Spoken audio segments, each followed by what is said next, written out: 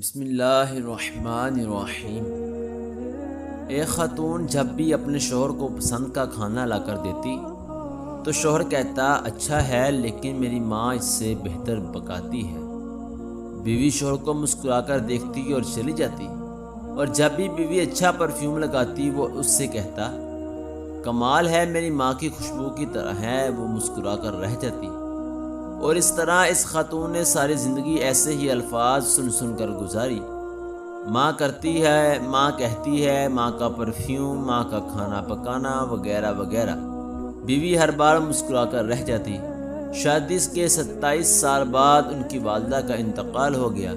والدہ کی تدفین کے بعد شوہر اکیلا بیٹھا تھا۔ اس کی بیوی اس کی آزمائش میں اسے تسلی دینے لگی تو اس نے اسے کہا اب تمہارا کھانا پکانا میری ماں کے پکانے جیسا ہو گیا ہے، اور تمہاری باتیں میری ماں کی طرح ہیں، اور تمہاری ہنسی اور تمہاری خوشبو بھی میری ماں جیسی ہو گئی ہے۔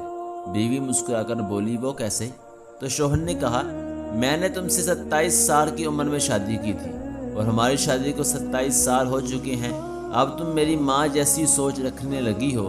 بیوی کہنے لگی آپ ریاضی کے پروفیسر ہیں، پھر بھی آپ کا حساب غلط ہے۔ شوہر نے کہا وہ کیسے؟ بیوی کہنے لگی میں جب تک زندہ ہوں آپ کی ماں کے برابر نہیں بن سکتی۔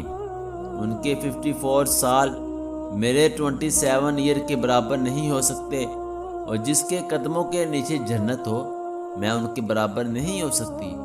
خاوند پھر تو جذبات سے رو پڑا اور کہنے لگا کیا تمہیں کبھی میری ماں سے تشبیہ دینے کی تکرار میں پریشانی نہیں ہوئی جیسا کہ دوسری خواتین کرتی ہیں؟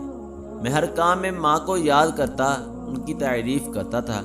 اس نے کہا نہیں، کبھی نہیں، بلکہ معاملہ اس کے برعکس ہے۔ خاوند نے کہا وہ کون سی باتیں ہیں جو تم تمنا کرتی رہی اور میں تم سے پوچھ نہ سکا؟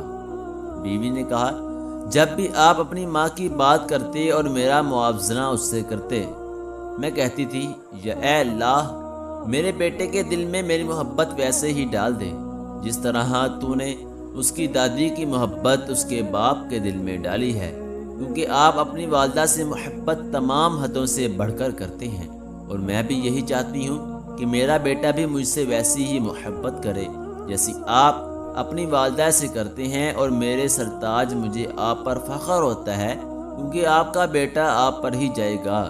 اے اللہ ہمیں والدین کی رضا حاصل کرنے والوں میں سے شامل فرما۔ اگر آج کی بہو یہ گر سیکھ لے تو بڑھاپے میں سکون رہے گا۔ آج کسی کے بیٹے پر قبضہ جمانے کی کوشش کل اپنے بیٹے کو ہاتھوں سے نکال دے گی، کیونکہ دنیا مکافات عمل ہے۔ جزاک اللہ خیرہ۔ ملتے ہیں اگلی ویڈیو میں۔ اللہ حافظ۔